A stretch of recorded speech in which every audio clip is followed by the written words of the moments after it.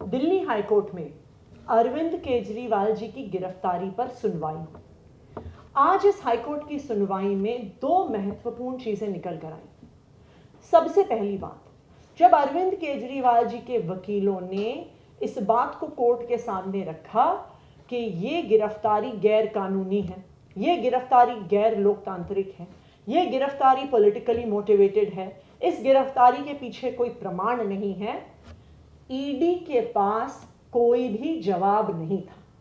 वो ईडी जो पिछले 2 साल से इस केस की जांच कर रही है, वो ईडी जिसने सैकड़ों अफसर इस केस की जांच में लगाए हुए हैं, वो ईडी जो हजारों जगह रेड कर चुकी है, वो ईडी जो बार बार कोर्ट में आके कहती है कि मनीष सिसोदिया को बेल नहीं मिलनी चाहिए, संजय सिंह को बेल नहीं मिलनी चाहिए, विजय नायर को बेल नहीं मिलनी चाहिए, आज उस ईडी के पास अरविंद केजरीवाल जी के वकीलों का और हाई कोर्ट के सवालों का कोई जवाब नहीं था। आज ईडी ने कोर्ट से समय मांगा जवाब देने के लिए। इसका क्या मतलब है?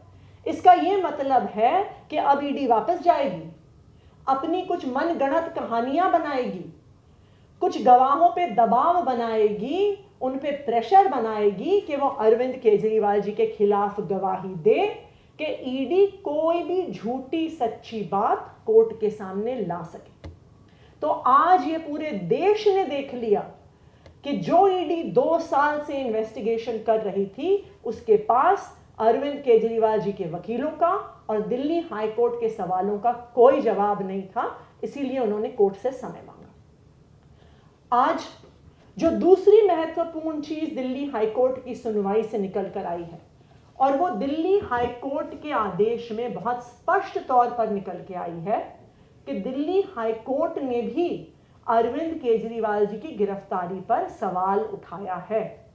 हाई कोर्ट ने अपने ऑर्डर में पैरा नंबर 15 में यह स्पष्ट तौर पर लिखा है कि the court is further of the opinion that the present petition raises several issues of legality and validity regarding the arrest and remand of the petitioner, Mr. Arvind Kejriwal.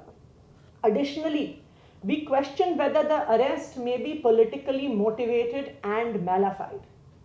Court आगे बढ़ के ये भी कहता है कि there are serious and critical questions before this court, and this court, being a constitutional court, must apply its mind to the motive behind the arrest, which is patently illegal and has a direct bearing on the democratic process of impending elections in the country.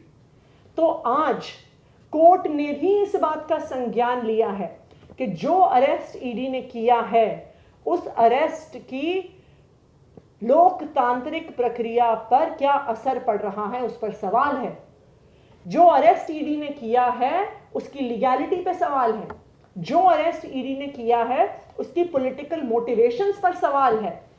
ये बात आज high court ने अपने आदेश में कही है और इस बात का हाई कोर्ट ने संज्ञान लिया है। हमें खुशी है इस बात की कि इस देश के न्यायालय ने, दिल्ली हाई कोर्ट ने जिस प्रकार से अरविंद केजरीवाल जी को गैर कानूनी तरीके से गिरफ्तार किया गया है, भारतीय जनता पार्टी के पॉलिटिकल हथियार ईडी के द्वारा गिरफ्तार किया गया है, आज उस गिरफ्तारी पर दिल्ली हाई कोर्ट ने भी सवाल उठाए। हम इस बात का भी स्वागत करते हैं कि दिल्ली हाई कोर्ट ने ईडी को सिर्फ 1 हफ्ते का समय दिया है, जिसमें उनको अपना जवाब दर्ज करना है। 2 तारीख तक उन्हें अपना जवाब दर्ज करना होगा और हाई कोर्ट ने कहा है कि वो 3 तारीख को अरविंद केजरीवाल जी की गिरफ्तारी पर अपना फैसला सुनाएगा और ईडी को 2 तारीख के बाद समय नहीं मिलेगा। हम उम्मीद करते हैं कि हमारे देश का न्यायालय इस देश की लोकतंत्र की रक्षा करने में जो हमेशा न्यायालय ने भूमिका निभाई है, वो आने वाले समय में भी निभाता रहेगा।